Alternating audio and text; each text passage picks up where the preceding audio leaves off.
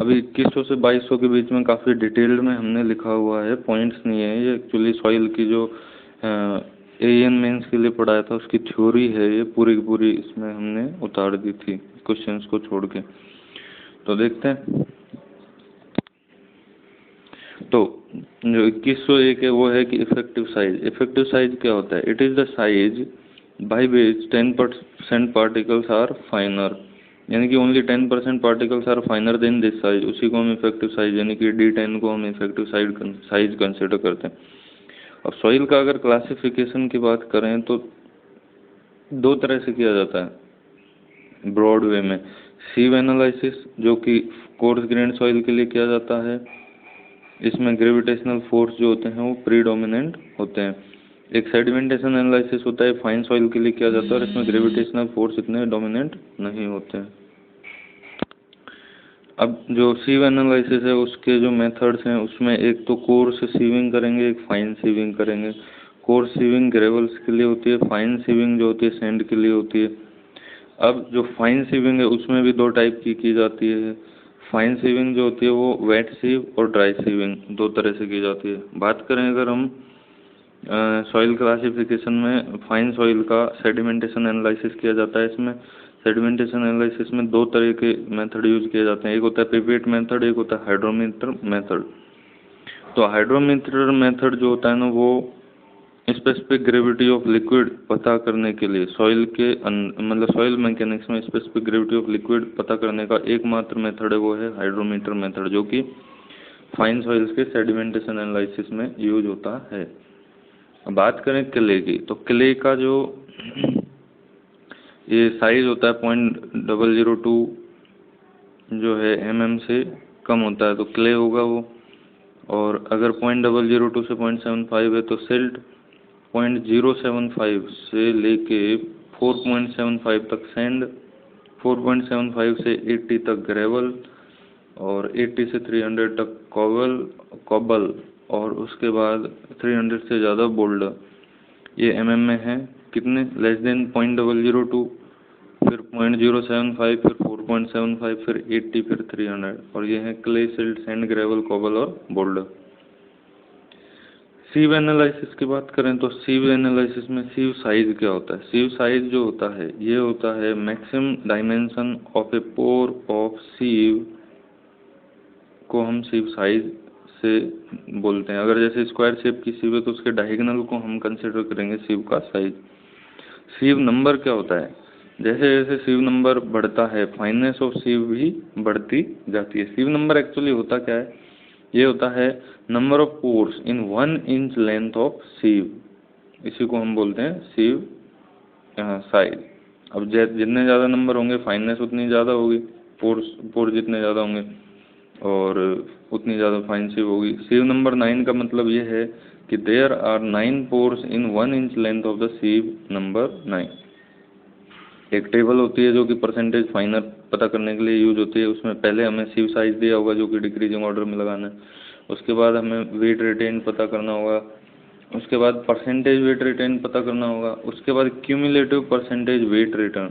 और जो percentage wait return निकालना है वो हमें टोटल वेट के करस्पॉन्डिंग निकालना है। क्यूमुलेटिव परसेंटेज वेट रिटर्न में क्या है कि जैसे क्यूमुलेटिव मतलब सबको ऐड करते जाएंगे। और उसके बाद परसेंटेज फाइनर क्या होता है? परसेंटेज फाइनर होता है कि 100 में से क्यूमुलेटिव परसेंटेज वेट रिटेन को माइनस करते जाएंगे तो वो परसेंटेज फाइनर आता जाएगा। और ये डिक्रीज करता है जैसे जैसे हम नीचे जाएंगे, क्योंकि कोर्स जो सीव का साइज है वो भी डिक्रीजिंग ऑर्डर में है, तो ऐसा कुछ होता है इसमें। तो परसेंटेज फाइनर जो होंगे वो डिक्रीज करते जाते हैं अगर हम इसी ऑर्डर में चलें।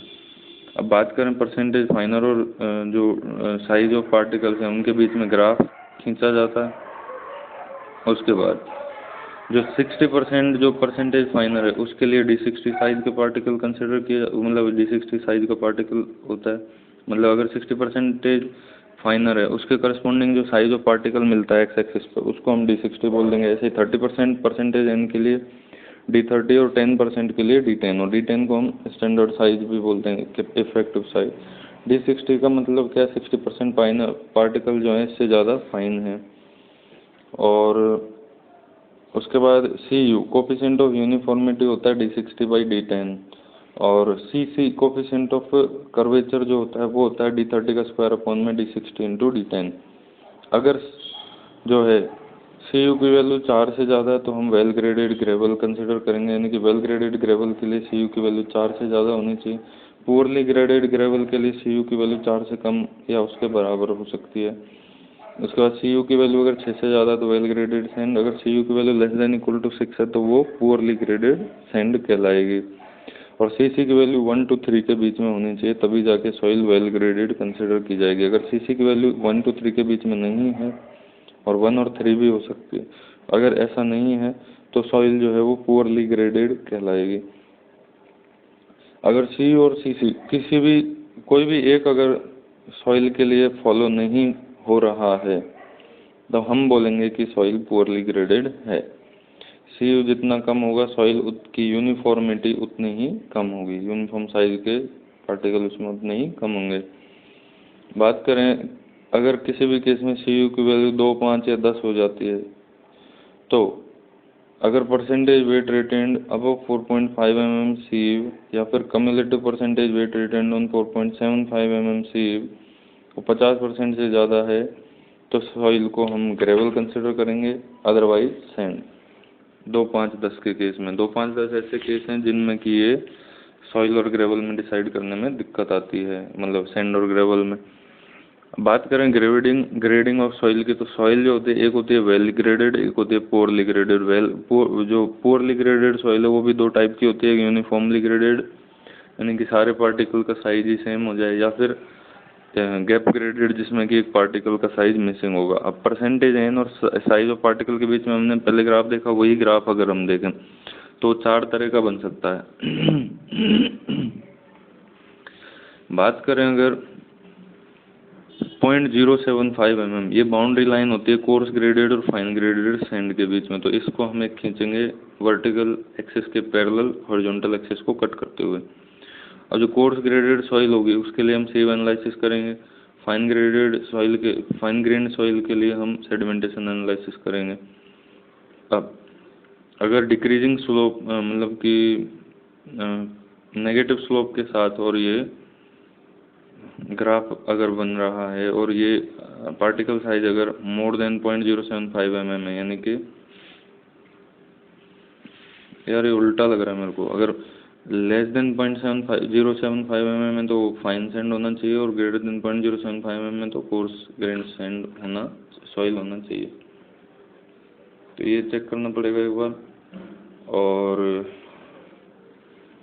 अगर नॉर्मल कर्व है स्लोपिंग नेगेटिव स्लोप के साथ तो वो हम उसको बोलेंगे कि पुअरली ग्रेडेड सॉइल है, और फाइन सॉइल की बात करें तो वो वेल ग्रेडेड हो जाएगा।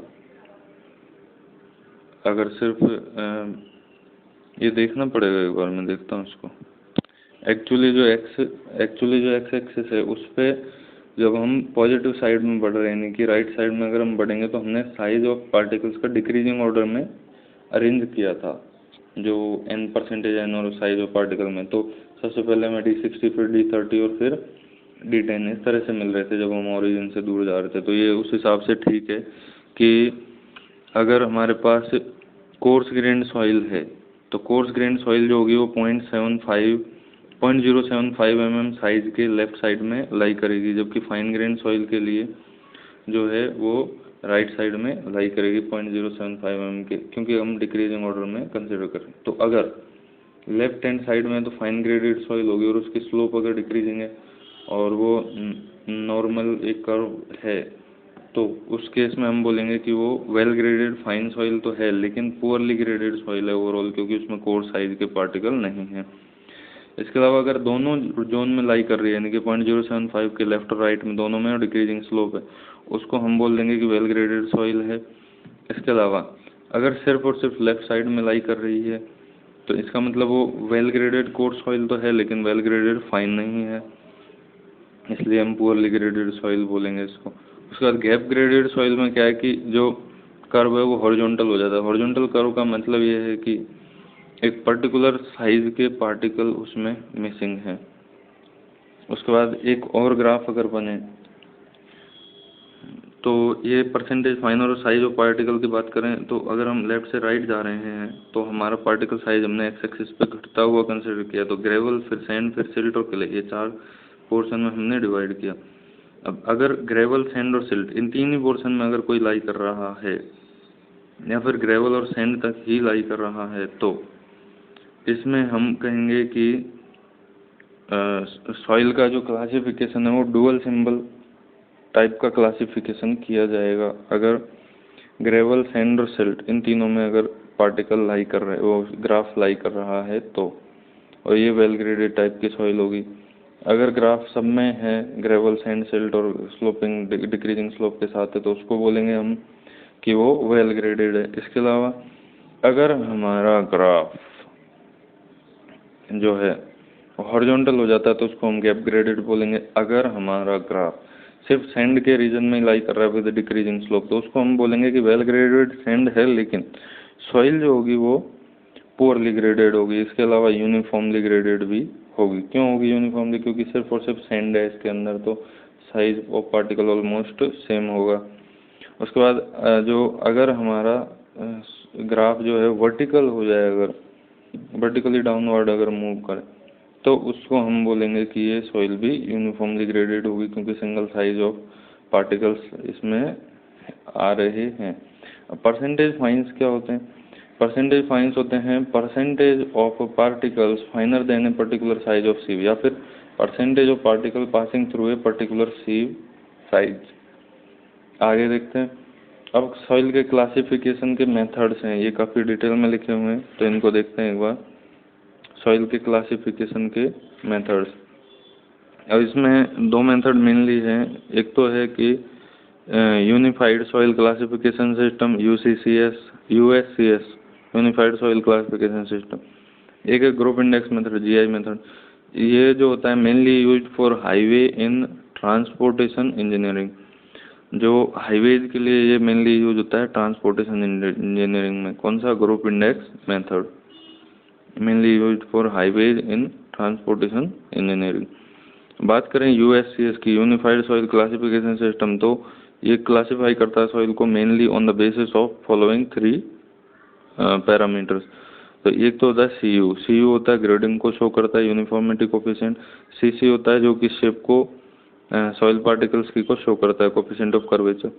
एक होता है compressibility, it includes IP and WL. IP है प्लास्टिसिटी इंडेक्स, लिक्विड जो अगर प्लास्टिसिटी इंडेक्स और लिक्विड लिमिट इसको इंक्लूड करता है कंप्रेसिबिलिटी। अब बात करें अगर प्लास्टिसिटी और लिक्विड लिमिट जितने ज़्यादा होंगे, प्लास्टिसिटी इंडेक्स और लिक्विड लिमिट जितने ज़्यादा होंगे वॉइड्स उतने ही ज़्यादा होंगे उसके अंदर, और कंप्रेसिबिलिटी भी सॉइल की उतनी ही ज़्यादा होगी। तो हम कह सकते हैं कि compressibility is directly proportional to IP and WL. अब हम पहला क्लासिफिकेशन करते हैं कोर्स ग्रेन्ड सॉइल का। कोर्स ग्रेन्ड सॉइल के लिए हम 2-3 रेंज सेट करते हैं, मेनली 3 रेंज सेट करते हैं। एक तो 0 से 5, दूसरी 5 से 12 और एक होती है 12 से ज़्यादा। तो पहली रेंज हम कंसिडर करें अगर कि फाइन परसेंटेज फाइंस जो है वो 0 से 5% है, तो क्या होगा? तो अगर वेल ग्रेडेड ग्रेवल होगा तो उस केस में सीयू की वैल्यू 4 से ज़्यादा होगी, सीसी की वैल्यू 1 से 3 होगी, 1 या 3 के बराबर भी हो सकती है। इसके अलावा यहाँ पे ग्रेवल कंटेंट सैंड से ज़्यादा होगा तो हम वेल ग्रेडेड ग्रेवल बोलेंगे। वेल ग्रेडेड सैंड के लिए सीयू ग्रेटर देन 6 होना चाहिए, सीसी की वैल्यू 1 से 3 के बीच में और 1 या 3 भी हो सकती है, और इसमें सैंड की कंटेंट ग्रेवल से ज़्यादा होगी। उसके बाद पुअरली ग्रेडेड ग्रेवल की बात करते हैं। तो पुअरली ग्रेडेड ग्रेवल में क्या है? सीयू की वैल्यू 4 से कम होती है, 4 के बराबर भी हो सकती है कोफिशिएंट ऑफ यूनिफॉर्मिटी, और सीसी की वैल्यू रेंज के अंदर नहीं है। इनमें से कोई भी एक अगर नहीं है तो हम उसको पुअरली ग्रेडेड बोल देंगे, या तो सीसी फॉलो नहीं कर रहा या फिर सीयू फॉलो नहीं कर रहा लिमिट्स को। और ग्रेवल जो है सैंड से ज़्यादा है इसलिए इसको हम पुअरली ग्रेडेड ग्रेवल बोलेंगे। पुअरली ग्रेडेड सैंड में सीयू की वैल्यू 6 से कम या बराबर है, सीसी रेंज में नहीं है। इसके अलावा सैंड की वैल्यू ग्रेवल से, सैंड की अमाउंट ग्रेवल से ज़्यादा है, तो इसको हम बोलेंगे पुअरली ग्रेडेड सैंड। दूसरा केस हम लेते हैं कि जब परसेंटेज फाइनर 12 से ज़्यादा है, यानी कि extreme case on upper side. तो इसमें क्या होगा? कंप्रेसिबिलिटी जो होगी वो पिक्चर में आएगी।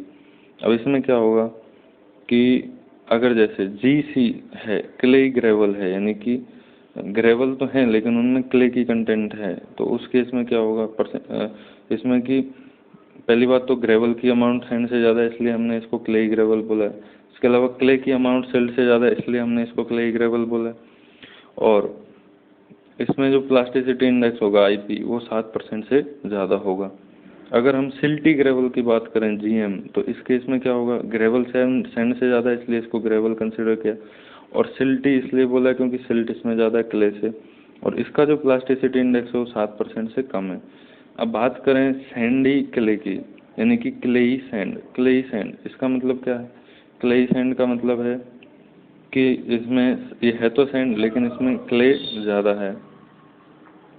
तो सैंड जो है ग्रेवल से ज़्यादा होगी तो इसको हम सैंड बोल देंगे, और क्ले अगर सिल्ट से ज़्यादा है तो सैंडी क्ले बोल देंगे, क्लेई सैंड बोल देंगे एक्चुअली, क्लेई सैंड। और इसके लिए प्लास्टिसिटी इंडेक्स 7 से ज़्यादा होता है। उसी प्रकार सिल्टी सैंड होता है, इसमें सैंड ग्रेवल से ज़्यादा होती है और सिल्ट क्ले से ज़्यादा होती है, प्लास्टिसिटी इंडेक्स 7 से कम होता है। अगर प्लास्टिसिटी इंडेक्स की वैल्यू 7% है तो हमें ड्यूअल सिंबल जो है यूज करने पड़ेंगे सॉइल के नामकरण के लिए। अगर प्लास्टिसिटी इंडेक्स की वैल्यू 7% से कम है तो सिल्ट होगी या फिर ऑर्गेनिक क्ले होगी, किसी भी कुछ भी हो सकता है इनमें से। अगर IP की वैल्यू 7% से कम है तो सिल्ट भी हो सकती है और ऑर्गेनिक क्ले भी हो सकती है। उसके बाद बात करें कि अगर परसेंटेज फाइनर 5 से 12 के बीच में है तो क्या होगा, तो हमें ड्यूअल सिंबल यूज करने पड़ेंगे क्लासिफिकेशन के लिए। जैसे अगर बात करें कोफिशिएंट ऑफ यूनिफॉर्मिटी 4 से ज़्यादा है, इसका मतलब वो क्या होगा, ग्रेवल हो जाएगा। और 1 से 3 के बीच में CC की वैल्यू लाई कर रही है, 1 या 3 भी हो सकती है, तो इसका मतलब कि वो वेल ग्रेडेड ग्रेवल है। लेकिन अगर G की वैल्यू सैंड से ज़्यादा है इसका मतलब ग्रेवल होगा, सैंड कम है। और C की वैल्यू M से ज़्यादा है यानी कि क्ले ज़्यादा है सिल्ट से, तो उस केस में हम GC बोलेंगे इसको। तो GWGC यानी कि well graded gravel containing clay, GWGC। उसके बाद आता है GWGM। GWGM का मतलब है well graded gravel containing silt. इस केस में CU की वैल्यू 4 से ज़्यादा होगी तो ग्रेवल होगा। इसके अलावा ग्रेवल सैंड से ज़्यादा भी होना चाहिए, और CC की वैल्यू 1 से 3 के बीच में लाई करेगी और 1 या 3 भी हो सकती है, तो इसका मतलब ये है कि ये वेल ग्रेडेड हो गया। और क्ले जो है वो सिल्ट से कम है इसलिए हमने GWGM बोला। अब GPGC का क्या मतलब, GPGC का मतलब है कि poorly graded gravel containing clay, ठीक है। और CU की वैल्यू 4 से कम भी हो सकती है या फिर CC रेंज में नहीं है, कोई भी एक हो सकता है। ये ग्रेवल के लिए तो इसलिए CU लेस देन 4 कंसिडर किया, और ग्रेवल सैंड से ज़्यादा है इसलिए हमने ग्रेवल की बात करी है, और क्ले सिल्ट से ज़्यादा है इसलिए क्ले की बात करी है। उसके बाद आता है GPGM। GPGM का मतलब poorly graded gravel containing silt. अब इसमें सिल्ट ज़्यादा होगी क्ले से और ग्रेवल ज़्यादा होगा सैंड से, और CU और CC रेंज में नहीं होंगे। CU की वैल्यू लेस देन 4 और CC रेंज में नहीं होगा। उसी प्रकार SWSC की बात करें तो वेल ग्रेडेड सैंड होती है तो SW, और क्ले कंटेन कर रही है तो इसलिए SC यूज किया। अब CU ग्रेटर देन 6 है तो वेल ग्रेडेड सैंड हो गया। CC रेंज में होना चाहिए 1 से 3 के बीच में, 1 और 3 भी हो सकता है। उसके बाद जो G की वैल्यू है, ग्रेवल जो है सैंड से कम है इसलिए हमने इसको सैंड कंसिडर किया, और क्ले जो है सिल्ट से ज़्यादा है इसलिए हमने इसको C कंटेनिंग क्ले कहा है। उसके बाद SWSM का क्या मतलब, SWSM का मतलब है well graded sand containing silt. इसमें क्या होता है, तो इसमें CU greater than 6, CU greater than 6 का मतलब कि जो कोफिशिएंट ऑफ यूनिफॉर्मिटी है वो 6 से ज़्यादा है, तो सैंड के लिए होता है ये क्राइटेरिया। उसके बाद CC की वैल्यू 1 से 3 के बीच में, इसका मतलब कि कोफिशिएंट ऑफ कर्वेचर रेंज में है तो इसलिए वेल ग्रेडेड बोलेंगे। ग्रेवल कम है सैंड से तो इसलिए इसको सैंड बोल दिया, और क्ले कम है सिल्ट से तो इसको क्ले बोल दिया। अब बात करें SPSC की, तो SPSC का मतलब क्या है, पुअरली ग्रेडेड तो सैंड है और उसमें क्ले कंटेंड है, तो इसका मतलब CU की वैल्यू 6 से कम है तभी पुअरली ग्रेडेड सैंड बोला, और CC जो है वो रेंज के अंदर नहीं है। इनमें से कोई भी एक चीज़ होगी तो इसको हम पुअरली ग्रेडेड बोलेंगे। और अगर ग्रेवल जो है सैंड से कम है तो इसलिए हमने इसको सैंड बोला, और क्ले सिल्ट से ज़्यादा है या फिर सिल्ट क्ले से कम है तो इसको क्ले बोला हमने। SPSM का क्या मतलब है? पुअरली ग्रेडेड सैंड है जिसमें सिल्ट है। अब पुअरली ग्रेडेड सैंड है जिसमें कि सिल्ट है। Cu लेस देन 6 है तो पुअरली ग्रेडेड सैंड हो गया। CC रेंज में नहीं है तो भी पुअरली ग्रेडेड ही होगा। उसके बाद G is less then S यानी कि ग्रेवल सैंड से कम है। इसके अलावा C is less then M मतलब क्ले जो है सिल्ट से कम है। और सैंडी सिल्ट जो होती है उसमें क्या होता है? सैंडी सिल्ट का मतलब होता है कि सिल्ट है एक्चुअली लेकिन उसमें सैंड है। और इसकी अगर हम कंपोजिशन की बात करें तो सिल्ट सबसे ज़्यादा होगी तभी सैंडी सिल्ट बोला है इसको। उसके बाद सैंड होगी दूसरा जो हाईएस्ट कंपोजिशन, तभी इसको सैंडी सिल्ट बोला। और क्ले ग्रेवल उससे कम होंगे। अगर if any one of Cu and CC are not within the range then soil is considered as poorly graded, ये हम पढ़ चुके हैं। 1/SR minus WS percentage upon में 100 इक्वल टू 1/G होता है। यहाँ से WS परसेंटेज आएगा G माइनस SR अपॉन में GSR इंटू 100। उसके बाद बात करें classification of fine grain soil की। फाइन ग्रेन सॉइल के लिए USCS method unified soil classification system. इसमें क्या होता है? WL जो होता है लिक्विड लिमिट, वो कैसे ग्रांडे एपरेटस से पता करते हैं। WP जो होती है प्लास्टिक लिमिट, वो 3 mm थ्रेड से पता की जाती है। IP जो होता है प्लास्टिसिटी इंडेक्स, वो होता है WL minus WP liquid limit minus plastic limit. A line जो होती है, A लाइन को दिया था अलेक्जेंडर कैसे ग्रांडे ने। और जो IP जो होता है प्लास्टिसिटी इंडेक्स की इक्वेशन जो होती है A लाइन के लिए, वो होती है 0.73 WL माइनस 20। एक U लाइन भी होती है, U लाइन को भी कुछ बोलते हैं यूनिफाइड क्लासिफिकेशन या यूनिफॉर्म लाइन, ऐसा कुछ होता है। U लाइन के लिए जो प्लास्टिसिटी इंडेक्स की वैल्यू, वो जो फॉर्मूला है ये होता है 0.9 WL माइनस 8। अब अगर IP की वैल्यू, IP जो है सॉइल का, वो U लाइन से ज़्यादा है तो जो टेस्ट हमने परफॉर्म किया वो रॉन्ग है, क्योंकि कभी भी सॉइल की IP की वैल्यू U लाइन के IP से ज़्यादा हो ही नहीं सकती। ये मैक्सिमम वैल्यू है IP ऑफ सॉइल की U लाइन। और ये होता क्या IP U line 0.9 WL minus 8। अगर A लाइन के साथ कंपेयर करें तो IP की जो सॉइल का प्लास्टिसिटी इंडेक्स, अगर A लाइन के प्लास्टिसिटी इंडेक्स के इक्वेशन से जो प्लास्टिसिटी इंडेक्स मिल रहा है उसके बराबर आ जाए तो हम डुअल नेम सिंबल यूज करेंगे। अगर IP soil is greater than IP A line तो क्ले होगा, यानी कि A लाइन से ऊपर क्ले लाई करता है, A लाइन से नीचे सिल्ट या फिर ऑर्गेनिक क्ले, ये हम डिसाइड नहीं कर सकते। अब एक ग्राफ बनता है जो कि प्लास्टिसिटी इंडेक्स और लिक्विड लिमिट के बीच में बनता है।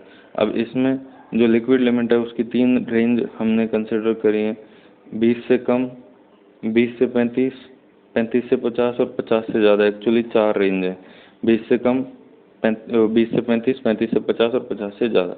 अगर 20 से कम है लिक्विड लिमिट तो उसमें हमारी U लाइन लाई करती है जिसकी स्लोप काफ़ी ज़्यादा होती है।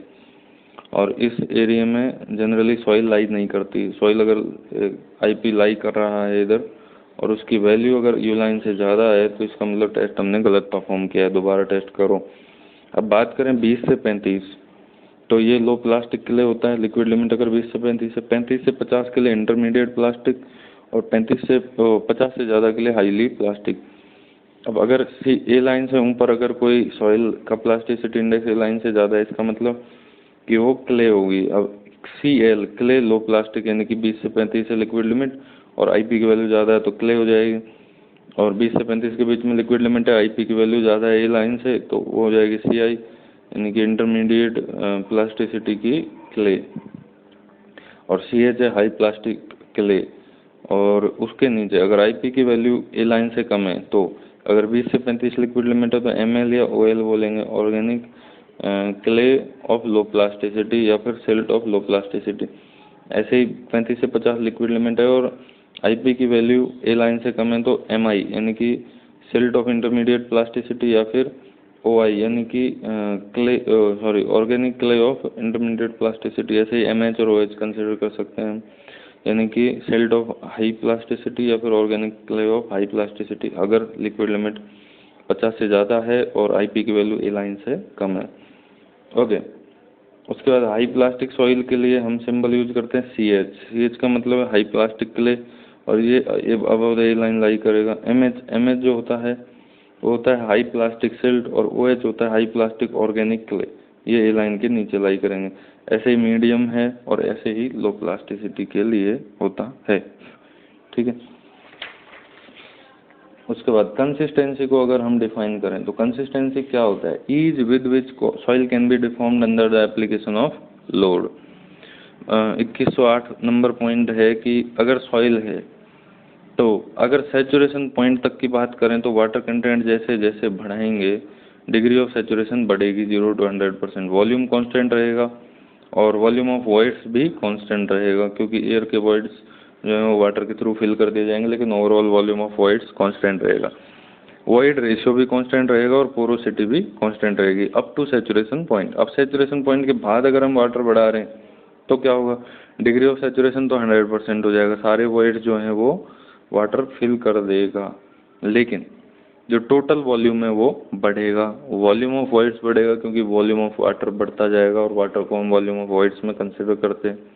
वॉइड रेशियो काफ़ी तेज़ी से बढ़ेगा और पोरोसिटी भी बढ़ेगी। ड्राई वॉल्यूम जो होता है सॉइल का वो होता है volume of soil up to shrinkage limit, सही बात है। उसके बाद इंडेक्स प्रॉपर्टीज ऑफ सॉइल की बात करते हैं तो एक ग्राफ बनता है, वो होता है volume of soil and water content के बीच में। अब सबसे नीचे हम वॉल्यूम कंसिडर करते हैं वो ड्राई वॉल्यूम या वॉल्यूम एट श्रिंकेज लिमिट, फिर volume at plastic limit, volume at liquid limit, और एक्स एक्सिस पे हम प्लॉट करते हैं श्रिंकेज लिमिट, मतलब water content eight shrinkage limit, water content eight plastic limit, water content eight liquid limit. अब बात करें कि जो 0 से WS श्रिंकेज लिमिट तक होता है सॉलिड स्टेट, फिर WS से WP के बीच में होता है सेमी सॉलिड, और WP से WL के बीच में प्लास्टिक, और WL से ज़्यादा होता है लिक्विड स्टेट। अब जो स्लोप होती है कंसिस्टेंसी कर्व की वो कांस्टेंट कंसिडर की जाती है, और स्लोप क्या आएगी, VL minus VP upon WL minus WP, या फिर VP माइनस VS अपॉन में WP माइनस WS, या फिर VL माइनस VS अपॉन में WL माइनस WS, ठीक है।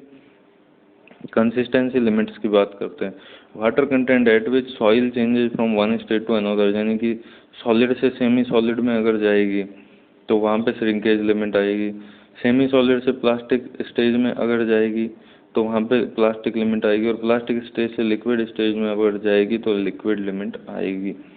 When degree of saturation increases from 0 to 1, the total volume of voids remains same and the total volume of soil remains same. But at saturation, if water content is further increased, अगर saturation के बाद ही अगर हम water content को बढ़ाते हैं, then volume of voids increases and volume of soil also increases. Therefore, void ratio will increase and porosity will also increase. बात करते हैं voids की, जितने ज़्यादा होंगे जो वाटर रिक्वायरमेंट होगी सॉइल को लिक्विड लिमिट रीच करने के लिए वो भी उतनी ही ज़्यादा होगी। वॉइड जितने ज़्यादा होंगे, void ratio, porosity and compressibility तीनों ही उतनी ही ज़्यादा होंगी, और वॉइड जितने ज़्यादा होंगे शियर स्ट्रेंथ उतनी कम होगी। नंबर ऑफ वॉइड जितने ज़्यादा होंगे तो permeability, actually number of void ज़्यादा होंगे तो साइज ऑफ वॉइड कम करना पड़ेगा, अगर सेम वॉल्यूम अगर कंसिडर करना है तो उस हिसाब से परमेबिलिटी भी कम हो जाएगी अगर साइज ऑफ वॉइड कम है तो, लेकिन पोरोसिटी बढ़ेगी। उसके बाद बात करें साइज ऑफ वॉइड जितना ज़्यादा होगा परमेबिलिटी उतनी ज़्यादा होगी। क्ले में जो है वॉल्यूम ऑफ वॉइड्स और कंप्रेसिबिलिटी दोनों ही क्ले की सॉइल सैंड से ज़्यादा होती हैं, जबकि सैंड में परमेबिलिटी ज़्यादा होती है। अब हम बात करते हैं लिक्विड लिमिट की डिटर्मिनेशन की, कि लिक्विड लिमिट कैसे डिटरमाइन करते हैं। तो पहले तो लिक्विड लिमिट होता क्या है, लिक्विड लिमिट होता है water content up to which soil is in liquid state, ऐसे वाटर कंटेंट जहाँ तक की सॉइल जो है वो लिक्विड स्टेज में रहे, ये होता है। और maximum water content above which soil starts to flow, इसको हम बोलते हैं liquid limit. Minimum water content up to which soil is in liquid state, यानी कि इसमें राइट से लेफ्ट जा रहे हैं, और लेफ्ट से राइट अगर जाएं तो maximum water content above which soil starts to flow. इसके लिए हम कैसेग्रांडे एपरेटस यूज करते हैं, और 1 सेंटीमीटर का फ्री फॉल करवाया जाता है इसमें, और हैंडल जो है वो 1 ब्लो पर सेकेंड या 2 ब्लो पर सेकेंड देता है। सॉइल सैंपल जो होता है उसमें ग्रूव कट किया जाता है, और ग्रूव बनाने के लिए दो टूल यूज किए जाते हैं। एक होता है ASTM टूल, जो कि अमेरिकन ऐसा ही कुछ नाम है इसका। ये जो है सैंडी सॉइल के लिए यूज करते हैं जनरली, और कैसे ग्रांडे टूल जो होता है वो जनरली क्ले और फाइन सॉइल के लिए यूज होता है। अब नंबर ऑफ रोटेशंस हमने प्रोवाइड किए और वाटर कंटेंट हमने उसमें ऐड की, उन दोनों के बेस पे एक ग्राफ प्लॉट करते हैं, और जो 25 नंबर ऑफ ब्लोज के करस्पॉन्डिंग हमें water content corresponding to 25 number of blows is designed as liquid limit. जो वाटर कंटेंट है corresponding to 25 number of blows वही हमें लिक्विड लिमिट देगा। तो हमने अलग अलग वाटर कंटेंट पे अलग अलग नंबर ऑफ ब्लोज निकाल के देखा। हमने देखा कि पहले वाटर कंटेंट हमने कम मिलाई तो उसमें नंबर ऑफ ब्लोज ज़्यादा लगेंगे, फिर वाटर कंटेंट बढ़ाई, अब पता चला कि ये तो 25 से कम में ही क्लोज हो गया ग्रूव, तो हम एक बीच में ऐसी लिमिट सेट करेंगे जिसके करस्पॉन्डिंग 25 नंबर ऑफ ब्लोज आ जाए। अगर ऐसा नहीं है तो हम क्या करेंगे कि अगर हम जैसे इतने सारे ट्रायल के बाद भी अगर 25 नंबर ऑफ ब्लोज पे ग्रूव क्लोज नहीं कर पा रहे तो हम क्या करेंगे, लिक्विड लिमिट और को तो वाई एक्सिस पे और जो नंबर ऑफ ब्लोज है उनको एक्स एक्सिस पे, लेकिन लॉग स्केल पे प्लॉट करेंगे। इससे क्या होगा कि हमारा कर्व स्ट्रेट लाइन मिलेगा, और उस कर्व में हम इंटरपोलेशन के through number of blows find कर वो वाटर लिक्विड लिमिट फाइंड कर लेंगे corresponding to 25 number of blows. We use log scale for number of blows so that variation between water content and number of blows can be obtained as a linear variation. So flow curve is semi-log graph। इसको जो curve होता है ये Y axis पे होता है water content, x axis पे number of blows, ये जो कर्व होता है इसको हम बोलते हैं फ्लो कर्व। द स्लोप जो होती है फ्लो कर्व की gives the value of flow index. Flow index की वैल्यू ये देती है हमें। फ्लो इंडेक्स जो होता है वो होता है W1 माइनस W2 अपॉन में log 10 N2 माइनस में log 10 N1। इसको हम ऐसे भी लिख सकते हैं IF equal to W1 minus W2 upon में log 10 N2 अपॉन में N1। As the water content increases number of blows decreases. सही बात है, ये नेगेटिव स्लोप वाला ग्राफ आएगा। और उसके बाद बात करें प्लास्टिक लिमिट को डिटरमाइन करने की, तो एक सॉइल मास है उसमें से एक छोटा सा सॉइल सैंपल लिया, उसको हम 3 mm के थ्रेड में रोल आउट करेंगे। In the first attempt, if thread is not cracked, then again made it. But before making thread again, we do kneading thoroughly, and in this process, water content of the soil sample automatically reduce. Now thread is produced using soil sample with reduced water content. In this cycle is repeated until thread get cracked. आगे देखते हैं shrinkage limit की बात करें तो ये होती है it is the water content at which degree of saturation is 1। S equal to WG फॉर्मूले में अगर S की वैल्यू 1 पुट कर दें तो यहाँ से जो वाटर कंटेंट आएगी W इक्वल टू E/G, वही हमें श्रिंकेज लिमिट देती है। और number of such an experiment is performed to get shrinkage limit. कई सारे एक्सपेरिमेंट हम परफॉर्म करते हैं, ऐसा कुछ है। उसके बाद अच्छा मतलब कोई भी एक्सपेरिमेंट परफॉर्म नहीं किया जाता श्रिंकेज लिमिट के लिए, इसको सिर्फ मैथमेटिकली फाइंड किया जाता है, ये है। ओके, अब डिफरेंट इंडेक्सेस की बात करें तो हमें जो मेन कर्व बनाना है वो है volume of soil versus water content के बीच में, जिसमें 3 स्टेज ड्रॉ करते हैं हम। इसमें वाटर कंटेंट में shrinkage limit, plastic limit, liquid limit, और ये ग्राफ बनेगा शुरू में हॉरिजॉन्टल, फिर एक इंक्लाइन लाइन बनेगी विद पॉजिटिव स्लोप। इसमें अगर हम प्लास्टिसिटी इंडेक्स की बात करें तो WL minus WP, liquid limit minus plastic limit. उसके बाद बात करें श्रिंकेज इंडेक्स की तो श्रिंकेज लिमिट होता है plastic limit minus shrinkage limit. उसके बाद ये हो गया श्रिंकेज इंडेक्स। उसके बाद है कंसिस्टेंसी इंडेक्स। कंसिस्टेंसी इंडेक्स क्या होता है तो सबसे राइट साइड में आउटर मोस्ट पार्ट में जो मिलता है वो कंसिस्टेंसी इंडेक्स होता है, और वो होता है WL माइनस W अपॉन में WL माइनस WP।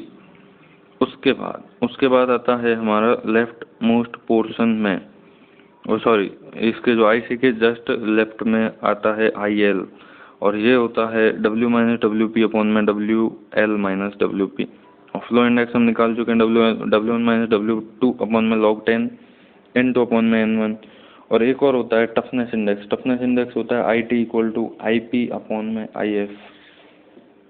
हाँ, आगे देखते हैं। By using IC and IL, consistency index and liquidity index, we can find the state of soil, किस स्टेट में है सॉइल। उसके लिए क्या करना होगा, उसके लिए अगर जैसे कंसिस्टेंसी इंडेक्स की वैल्यू लेस देन 0 है, इसका मतलब WL माइनस डब्ल्यू अपॉन में WL minus WP is less then 0, यानी कि WL minus W is less then 0, यानी कि WL is less then W। इसका मतलब क्या है कि वाटर कंटेंट लिक्विड लिमिट से भी ज़्यादा है, तो इसका मतलब सॉइल लिक्विड स्टेट में होगी। अगर IC की वैल्यू ग्रेटर देन 1 है, तो इसका मतलब WL minus W upon WL minus WP is greater than 1, यानी कि WL minus W is greater than WL minus WP, यानी कि minus W is greater than minus WP, यानी कि W is less then WP। W is less then WP का मतलब soil जो है वो सेमी सॉलिड स्टेट में होगी। क्यों? क्योंकि W की वैल्यू WP से कम आ रही है। सेमी सॉलिड में भी हो सकती है और सॉलिड स्टेट में भी हो सकती है। IC की वैल्यू अगर 0 से 1 है तो सॉइल जो होगी वो इन दो स्टेट को छोड़ के, यानी कि लिक्विड स्टेज और सेमी सॉलिड और सॉलिड को छोड़ के, यानी कि प्लास्टिक स्टेज में होगी अगर 0 to 1 है तो। अब जैसे अगर सॉइल की कंसिस्टेंसी इंडेक्स की वैल्यू अगर 0 से कम है तो लिक्विड स्टेट, 1 से ज़्यादा तो सेमी सॉलिड या सॉलिड स्टेट, और 0 से 1 के बीच में तो प्लास्टिक स्टेट। ऐसे ही लिक्विड लिमिट के लिए हम ट्राई कर सकते हैं। लिक्विड लिमिट में अगर 0 से कम है लिक्विड लिमिट तो सेमी सॉलिड या सॉलिड स्टेट हो जाएगा, 0 से 1 के बीच में प्लास्टिक और 1 से ज़्यादा है तो liquid, just opposite to IC। बात करें सॉइल की, अगर लिक्विड स्टेट में है तो IC लेस देन 0 और IL greater than 1, plastic state में दोनों 0 to 1 के बीच में होंगे, और सेमी सॉलिड और सॉलिड स्टेट में IC ग्रेटर देन 1 और IL इज लेस देन 0।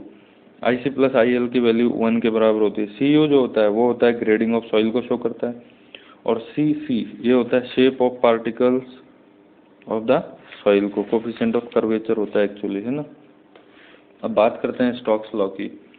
तो जो स्टोक्स लॉ है ये है 2120 नंबर पॉइंट।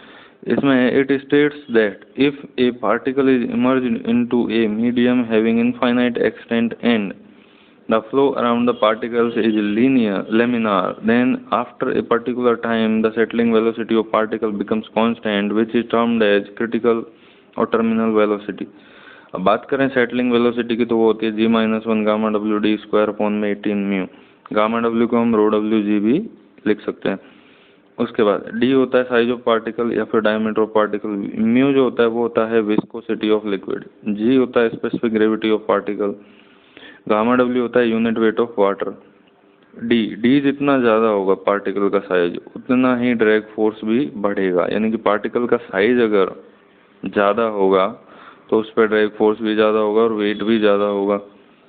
इसके अलावा जो सेटलिंग वेलोसिटी है वो डी स्क्वायर के डायरेक्टली प्रोपोर्शनल और म्यू के इन्वर्सली प्रोपोर्शनल होती है। टेम्परेचर बढ़ेंगे म्यू घटेगा तो सेटलिंग वेलोसिटी बढ़ेगी।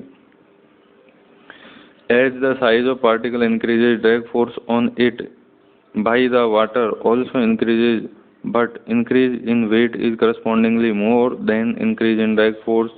So finally, settling velocity of particle is found more as the size of particle increases. For flow to be laminar, अगर flow को laminar होना है तो पार्टिकल साइज की वैल्यू जो है वो 0.002 mm से 0.2 mm के बीच में लाई करनी चाहिए। अगर पार्टिकल का साइज 0.002 mm से कम है तो ब्राउनियन मोशन हो जाएगी, और इसको हम जिगजैग मोशन भी बोलते हैं, और पार्टिकल्स यूनिफॉर्मली सेट नहीं करेगा। अगर साइज मोर देन 0.2 mm है तो टर्बुलेंट मोशन हो जाएगी, इस वजह से पार्टिकल की सेटलिंग अफेक्ट होगी। अटरबर्ग लिमिट्स क्या होती हैं? When water content at which soil changes from one state to another state is known as Atterberg limit. Water की जो सॉइल की स्टेट चेंज होती है उनको, जैसे सॉलिड से सेमी सॉलिड में जाती है तो श्रिंकेज लिमिट, फिर सेमी सॉलिड से प्लास्टिक में जाती है तो प्लास्टिक लिमिट, और प्लास्टिक से लिक्विड स्टेज में जाती है तो लिक्विड लिमिट।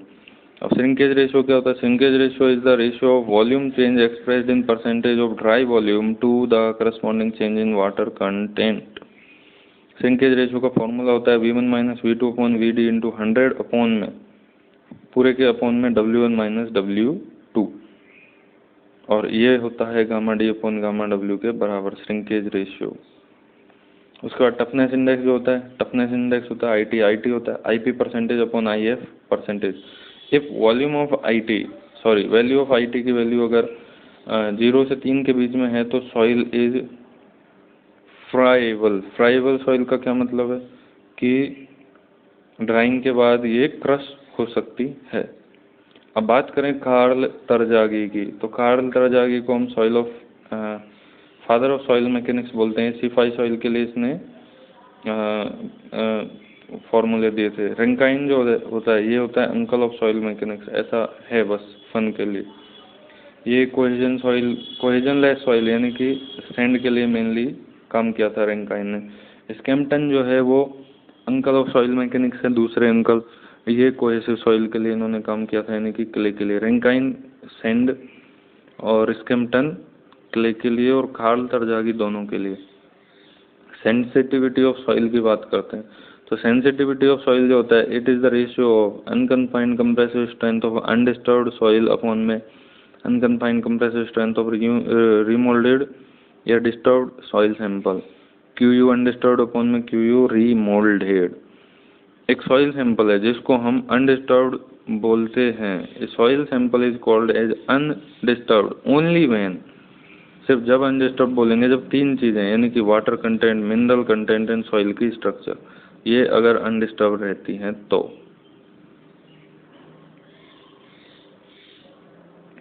अगर सॉइल की स्ट्रक्चर डिस्टर्ब हो गई लेकिन मिनरल कंटेंट और वाटर कंटेंट सेम है तो सॉइल को हम यूज कर सकते हैं। लेकिन जनरली ऐसा कंसिडर किया जाता है कि वाटर कंटेंट, मिनरल कंटेंट और सॉइल स्ट्रक्चर तीनों सेम होनी चाहिए।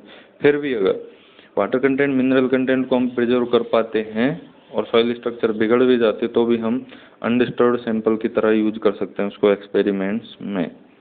अब बात करते हैं एक्टिविटी ऑफ सॉइल की। तो एक्टिविटी ऑफ सॉइल क्या होती है? It is defined as the ratio of plasticity index to the percentage of fines present in it.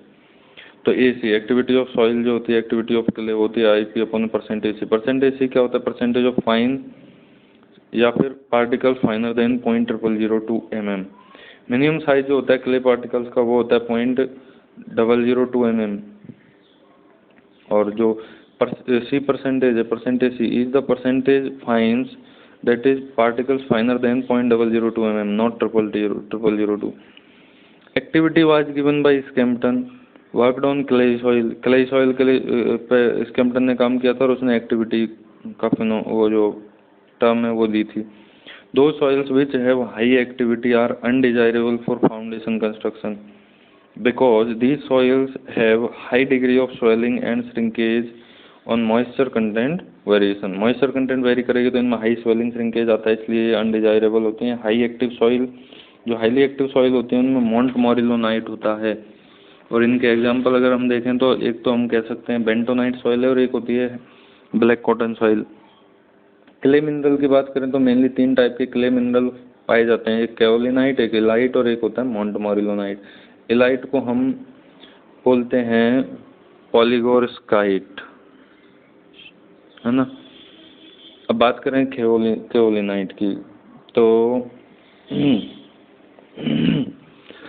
कैओलिनाइट जो होता है उससे पहले हम मिनरल्स की जो बेसिक स्ट्रक्चरल यूनिट्स होती हैं उनके बारे में बात कर लेते हैं। तो इनकी दो मेनली स्ट्रक्चरल यूनिट होती हैं। एक होती है सिलिका सीड। सिलिका सीड जो होती है टेट्राहेड्रल टाइप की स्ट्रक्चर होती है जिसमें 4 फेसेज होते हैं।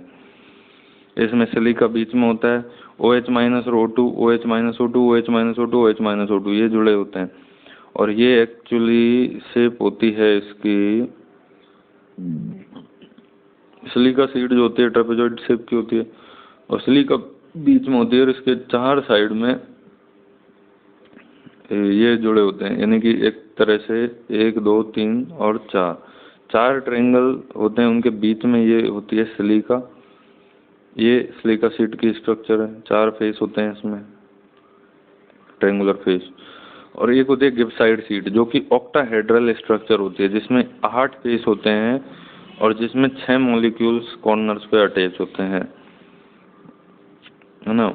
इसमें एल्यूमिनियम बीच में होता है और उसमें OH-O2, OH-O2, OH-O2, OH-O2 ये सब जुड़े होते हैं। OH-O2 के 6 पेयर, है ना, मतलब 6 OH-O2 जुड़े होते हैं। गिब्साइट और एल्यूमिनियम सेंटर में होता है, 8 फेस 6 मॉलिक्यूल। अब बात करें कैओलिनाइट की, तो जो कैओलिनाइट जो होता है उसमें हाइड्रोजन बॉन्ड होता है जो कि स्ट्रॉन्गेस्ट बॉन्ड है। इस वजह से जो केओलिनाइट है minimum swelling shrinkage property show करता है। एग्जांपल अगर क्ले की बात करें तो चाइना क्ले केओलिनाइट कंटेन करती है और कंप्रेसिबिलिटी भी नेग्लिजिबल होती है। इसमें क्या होता है, एक एल्यूमिनियम और एक सिलिका सीट होती है, दोनों जुड़े रहते हैं हाइड्रोजन बॉन्ड के थ्रू, और जो एल्यूमिनियम और सिलिका दोनों की कंबाइंड जो लेंथ होती है वो होती है 7 एंगस्ट्रॉम। CH ये क्या है पता नहीं, एक शॉर्टकट है CH, अब देखा जाएगा कब आता है ये। सी से होता है अपना पता नहीं, खैर एलाइट, एलाइट को हम पॉलीगोरस्काइट भी बोलते हैं। ये पोटेशियम या आयनिक बॉन्ड से जुड़ा होता है, आई से एलाइट, आई से आयनिक बॉन्ड। अब बात करें आयनिक इसकी, इसमें क्या होता है, सिलिका एल्यूमिनियम सिलिका, इन तीनों की एक सीट होती है। पहले वाले में केओलिनाइट में एल्यूमिनियम सिलिका की होती है, लेकिन इसमें एक ऊपर सिलिका और आ जाता है, और इसकी जो लेंथ उसकी 7 एंगस्ट्रॉम होती है, इसकी 10 एंगस्ट्रॉम होती है, एक उसकी शीट की या यूनिट की लेंथ। तो it is also strong bond होता है, बट हाइड्रोजन बॉन्ड से कम स्ट्रॉन्ग होता है ये आयनिक बॉन्ड। और इसमें जो है केओलिनाइट के बजाय ज़्यादा स्वेलिंग श्रिंकेज देखने को मिलता है लाइट वाले वो मटेरियल में। कंप्रेसिबिलिटी इसकी कम होती है और केओलिनाइट की नेग्लिजिबल होती है। एलुवियल सॉइल की बात करें तो उसमें ये मिलता है एलाइट। मोंटमोरिलोनाइट जिसको मोंटी भी बोलते हैं, ये बदमाश बच्चा ऐसे ऐसे बोला जाता है इसको, ये काफ़ी मतलब नुकसान पहुंचाता है स्ट्रक्चर्स को। इसकी बॉन्ड की बात करें तो वही सिलिका एल्यूमिनियम सिलिका 10 एंगस्ट्रॉम का बॉन्ड होता है, लेकिन जो मेन प्रॉब्लम है बॉन्ड नहीं, एक्चुअली इसकी जो यूनिट होती है वो होती है सिलिका एल्यूमिनियम सिलिका, जो कि एलाइट की जैसी होती है, लेकिन इसमें जो मेन जो प्रॉब्लम है वो इनके बॉन्ड की है। उसमें तो आयनिक बॉन्ड होता है जो ज़्यादा एक्सपेंड कॉन्टैक्ट नहीं होता, लेकिन ये इसमें वाटर बॉन्ड होता है, और वाटर बॉन्ड जो है उसकी 200 एंगस्ट्रॉम तक की लेंथ होती है, जो कि काफ़ी डिफरेंस क्रिएट कर देता है। Water bond is the weakest bond among these three, so it shows maximum swelling and shrinkage on the addition of और removal of water, so it shows high compressibility, high compressibility show करता है। Black cotton soil और bentonite इसके example हैं। 2129 ये है point number. If montmorillonite अगर किसी भी सॉइल में प्रेजेंट होगा तो क्या होगा,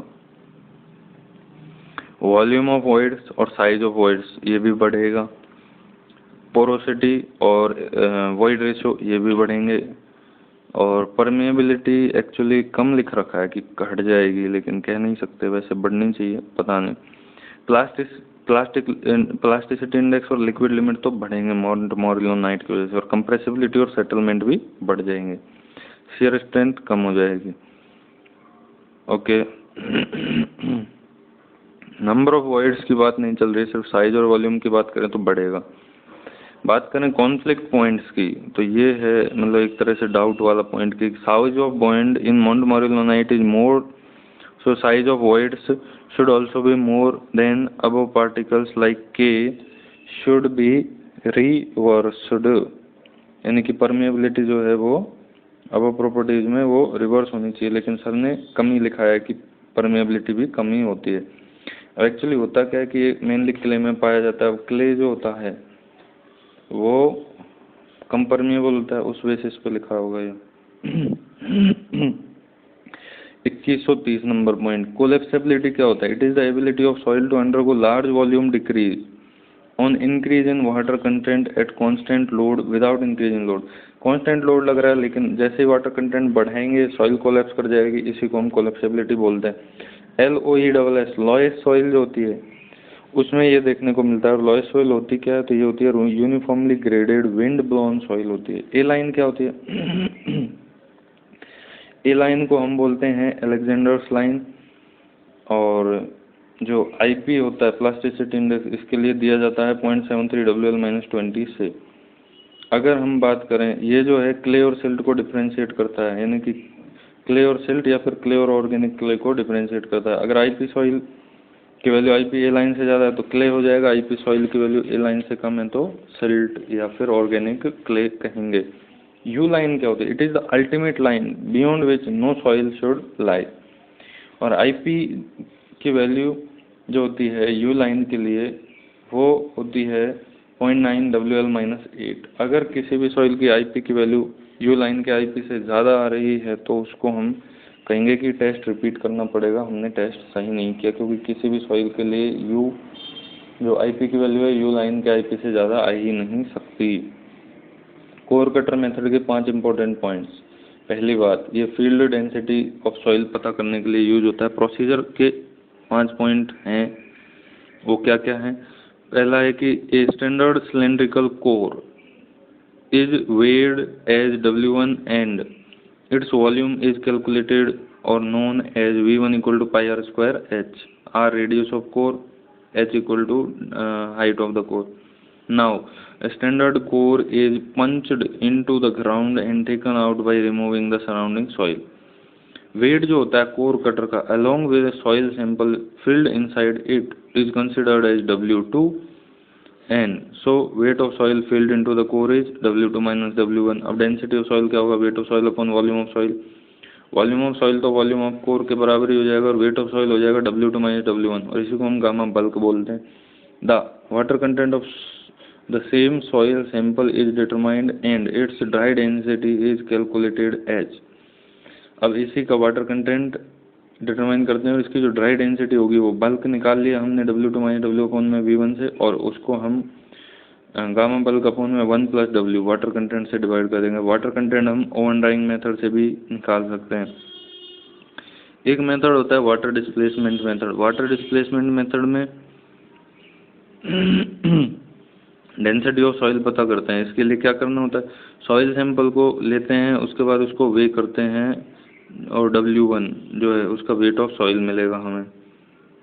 सॉइल सैंपल का वेट ले लिया, उसके बाद वैक्स की कोटिंग अप्लाई करते हैं इस सैंपल पे और इसको वेट करते हैं अगेन तो W2। तो अब यहाँ से वैक्स का वेट मिल जाएगा WX इक्वल टू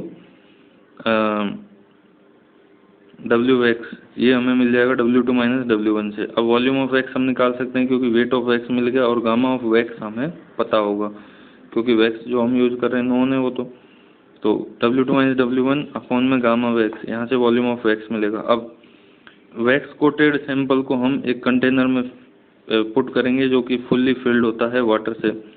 अब ये जो होगा वैक्स है ये वाटर को सॉइल में जाने भी नहीं देगा और ये वाटर को डिस्प्लेस करेगा। और जो डिस्प्लेस्ड वाटर है उसका हम वेट निकाल लेंगे और जो इसका वॉल्यूम होगा डिस्प्लेस्ड वाटर का वो एक्चुअली होगा, हम कंटेनर में मेजर कर लेंगे वॉल्यूम, पहले वेट की नहीं बात है यहाँ पे। जो डिस्प्लेस्ड वाटर है उसका वॉल्यूम तो हम मेजर कर ही सकते हैं, वो आएगा volume of wax plus volume of soil के बराबर।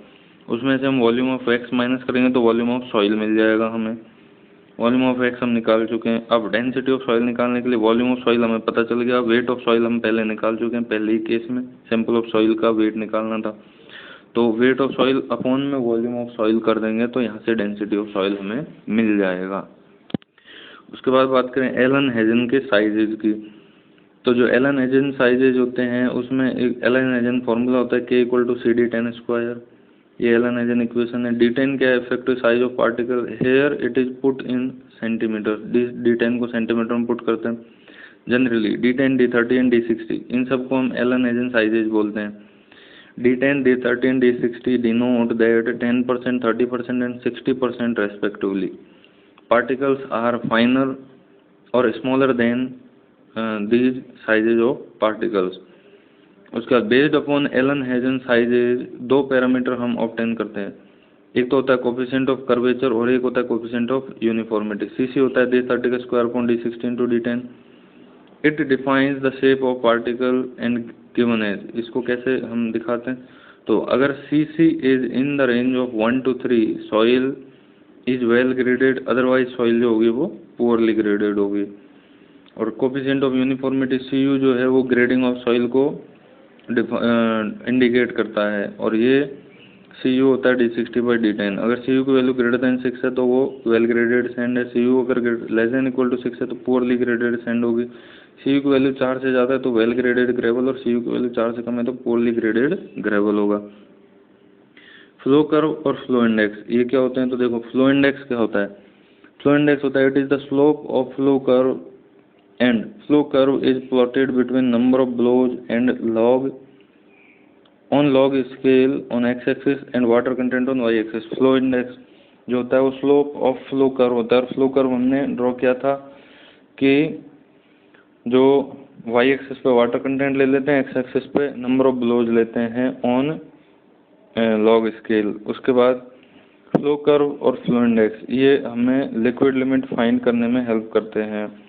और इस प्रोसेस के लिए a trapezoidal groove is cut through the soil mass kept in Casagrande cup using either ASTM tool जो कि सैंड के लिए यूज होता है, कैसेग्रांडे टूल जो कि क्ले के लिए यूज होता है।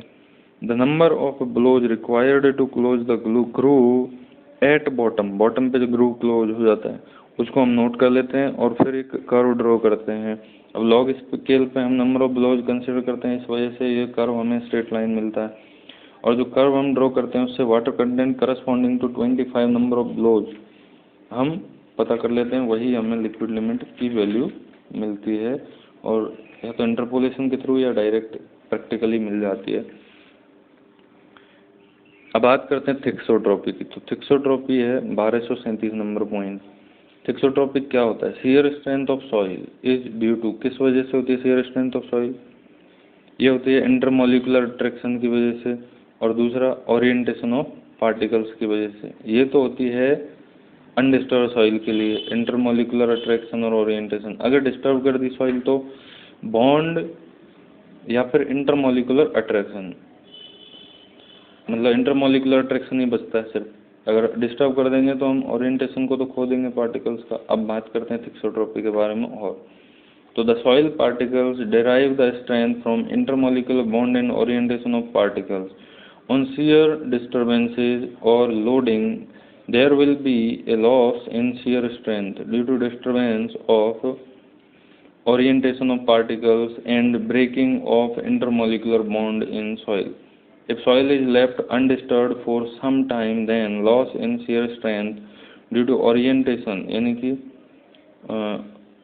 इज रीगेन्ड, कुछ टाइम के लिए छोड़ देंगे तो जो ओरिएंटेशन का लॉस हुआ है वो रीगेन हो जाता है। But the loss due to breaking of bond is permanent. This property of regaining strength by remoulded soil is termed as thixotropy और it is mainly significant for clays. बात करते हैं शियर स्ट्रेंथ और ये है टाइम। तो ये undisturbed shear strength और ये है रिमोल्डेड। तो पहले रिमोल्डेड तक गिरेगी, फिर अपने आप रिगेन करेगी, फिर आएगी, फिर लेकिन वो जो रिगेन है वो घटता जाएगा। Regain strength on remoulding again and again decreases with time and number of remoulding cycles. ये हुआ 2138 पॉइंट है कि ऑर्गेनिक और इनऑर्गेनिक सॉइल्स के बीच में डिफरेंस की बात करें। दो soils having carbon content are known as organic soils and those soils not having carbon content are known as inorganic soil. Jin soil में कार्बन कंटेंट होती है उनको ऑर्गेनिक, जिनमें नहीं होती उनको इनऑर्गेनिक। ऑर्गेनिक सॉइल्स जो होती हैं लाइट वेट होती हैं देन ऑर्गेनिक सॉइल्स। इसके अलावा ऑर्गेनिक सॉइल जो होती हैं डार्कर ग्रेइश कलर की होती हैं, इनऑर्गेनिक सॉइल लाइट कलर की होती है। For an organic soil, organic soil के लिए जो लिक्विड लिमिट होती है ओवन ड्राइड सॉइल सैंपल की वो 70% से कम होती है। फॉर एन ऑर्गेनिक सॉइल के लिए जो लिक्विड लिमिट होती है oven dried soil sample is less than 70% of air dried sample. Whereas in inorganic soil this is not observed, यानी कि जो ऑर्गेनिक सॉइल होती है उनकी जो लिक्विड लिमिट होती है ओवन ड्राइड सॉइल सैंपल की वो 70% से कम होती है, less than 70% of air dried sample. Air dried sample है एक ओवन ड्राइड सैंपल है। तो जब एयर ड्राइड सैंपल की जो लिक्विड लिमिट है ना उसके 70% से भी कम होती है ओवन ड्राइड सॉइल सैंपल की लिक्विड लिमिट, जबकि इनऑर्गेनिक सॉइल में ऐसा कुछ भी ऑब्जर्व नहीं होता। 2129 से आगे पढ़ेंगे हम।